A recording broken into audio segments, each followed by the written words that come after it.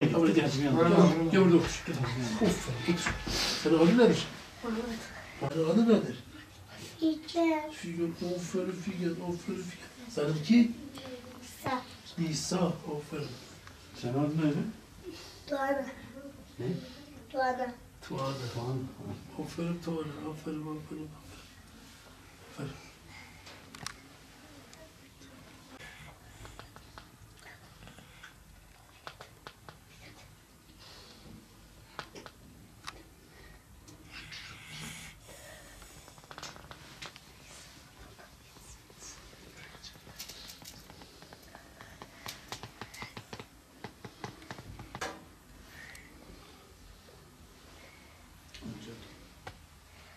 Mehmet, nasılsın? İyi.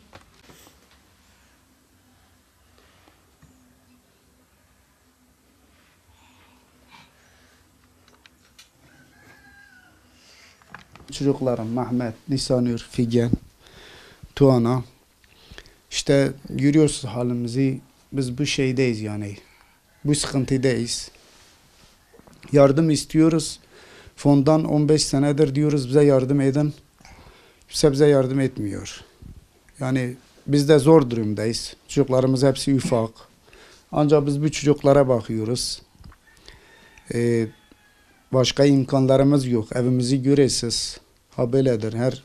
O taraftan zaten mutfağınla içi hepsi sudur. Ne tuvaletimiz doğru dürüst var, ne banyomuz var, ne imkanlarımız var yapmaya, yani sıkıntılıdır.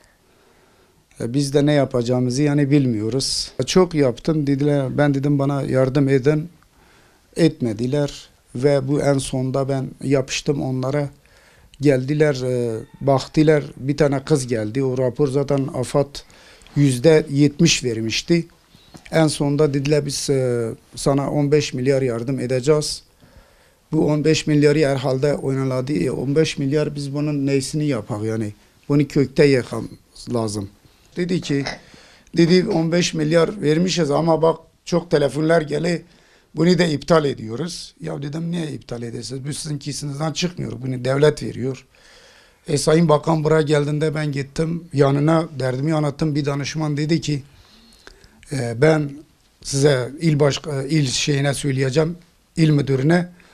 O da ben telefonla araya cevap veremedim. Bulamadım onu. Dediler biz şey demiyoruz. Biz buradan işlem yapmıyoruz.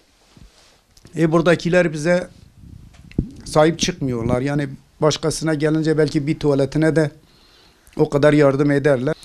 Şimdi biz zor durumdayız. Görüyorsun evimiz rutbetli. Çocuklarım her gün hasta götürüyorum. Anneleri hasta. Anneleri de üzüntüden hastalanmış. Biz bunu yani Allah rızası için artık eğer gerekse valilik olur, gerekse fon olur, gerekse Müslüman kardeşlerimiz olur. Kim bize yardım ederse Allah ondan razı olsun. Yani biz herkesten, hayırseverlerden yardım bekliyoruz. Bize yardımcı olanlar Allah razı olsun şimdiden diyorum. Etmeyenler de yine Allah razı olsun. Ben okula gidiyorum. Evim rahattır. Her zaman gidiyorum hastaneye bak. Gidiyorum hastaneye orada. Hasta alıyorum sonra boğazım ağrıyor her sene şişiyor. Geçen sene annem hem bana sıcak su vermişti. Boğazım şişmişti. Sonra da annem beni hastaneye götürdüler gene fayda etmedi. Sonra ben okuyorum da ne fayda. Ben büyüyene kadar bu hepsi daha çok gidecek. O zamana kadar ben ne yapayım? O zamana kadar 100 sene gidecek. Benim annem ölecek, babam ölecek. Ben kardeşlerim tek kaldık. O zaman ne olacak?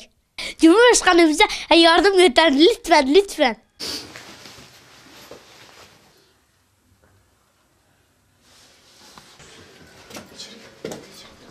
Cumhurbaşkanı bize yardım gönder. Sevgili orta sesleri. Hadi. O yeri bu. Yeri gelsin. Cumhurbaşkanı.